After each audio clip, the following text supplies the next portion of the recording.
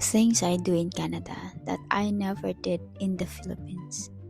So while I'm here doing this, let me tell you the things I do in Canada that my past Filipino self would have never understood. Actually, there's a lot of things, but I'll just mention the most highlighted parts.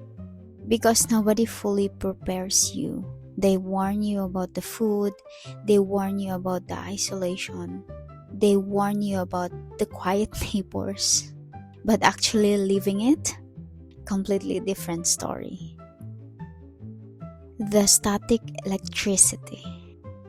Then there's the static electricity because apparently when you wear 1000 layers of clothing, your body becomes a weapon.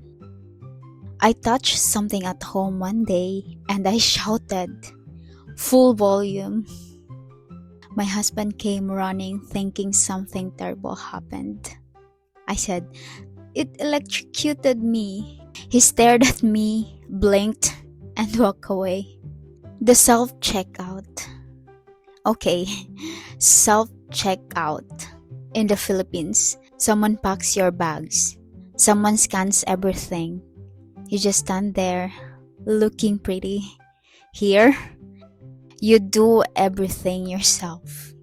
And there's a code for every single product. What code is the cucumber? Is this the small cucumber or the large cucumber?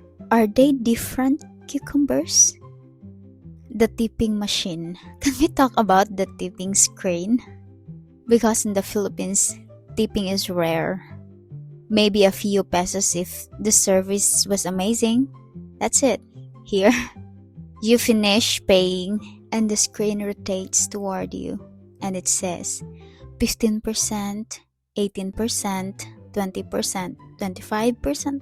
And I'm standing there thinking, which one do I choose? I don't even know what kind of service that was. Was it good? Was it great? How do I rate this? The raw vegetables. Okay, this one. This one. In the Philippines, we cook everything. Tomatoes, cooked.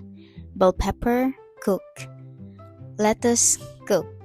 Here, someone puts a plate of raw vegetables in front of me and calls it a meal. My exact reaction? Oh, I'm not going to eat that. Can you please let me cook this first before I put it in my mouth? They looked at me like I was the weird one, the quiet neighborhood. You know what nobody really warned me about?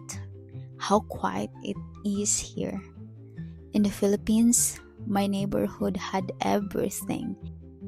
Karaoke at midnight, drunk uncles shouting, kids playing and screaming, a sound system you could hear from 3 streets away. Here, I can hear myself think, I can hear the wind, I can hear absolutely nothing.